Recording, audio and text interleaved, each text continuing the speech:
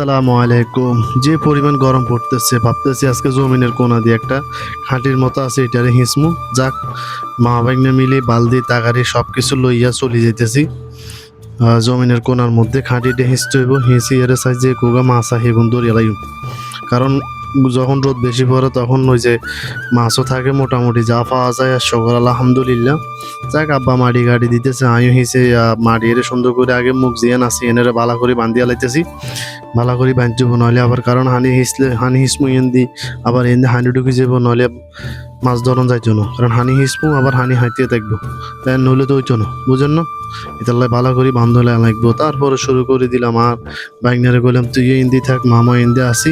মামা নামি এর শুরু করে দিয়ে হানি হিসে আমার বাইকনাকে মামা আই হিসমু আমার দুজন লাই গেলাম হিসতের মধ্যে। বাইকনিও হানি হলাইতেছে, আই হলাইতেছি, হানি বাইকনি হলাইতেছে, আই হলাইতেছে। হানিটা নিয়ে হিসে এনে মাঝখানে কই না সব গিনে কেন হালাই পরিষ্কার করে এলাই। মাছ যেগুন আছে এগুন এনের মধ্যে হামু ফল মা তাজিম হিসতেছে, আই হিসতেছি, হিসে চলতেছে।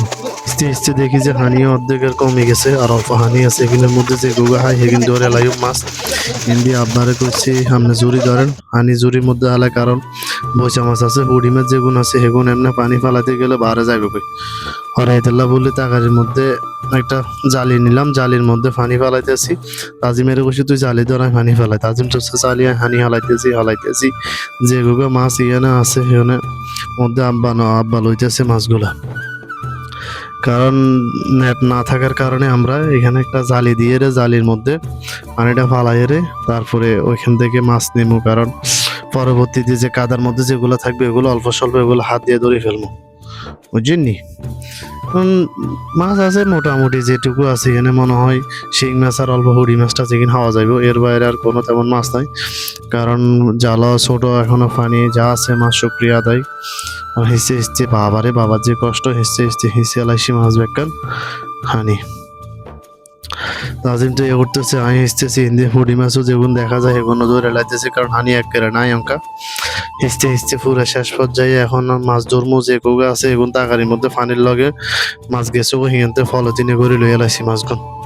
যাক, অবশেষে যে কোগা আছিল সেগুলো ধরে লাইছি। তাজিমে ধরতেছে মাছ, আমিও ধরা হয়ে গেছে প্রায় শেষ পর্যায়ে। এদিক দিহিং মাছ আরে কাঁড়া মাছে। বাবারে বাবা কি ব্যথা রে বাবা! কিন্তু যাক, আতাইটাতে হরের ভিতরে যে মাছ যে কোগা হয় সেগুন বালা করে ধরে এলামো। ধরে আতাইটাতে যামোগই। হরে যাবে সময় হরে মুখের বান ছাড়ে দিও। যাক, যে কোগা হাইছি মাছ, যদিও মাছ এনে অল্প কোগে, কিন্তু তাজিম হানি লইরে ঘুরে রেখছে, মনে হচ্ছে মাছ 2-3 কেজি হয়ে গেছি। আসলে না, মাছ আপনারা এখন দেখবেন আমি মাছ কোগে হাইছি। যাক, যা পাইছি শুক্রিয়া আদায় করতেছি। অশেষ রহমত আল্লাহ তাআলা। ভালো থাকবেন, আগামী ভিডিওতে দেখা হবে।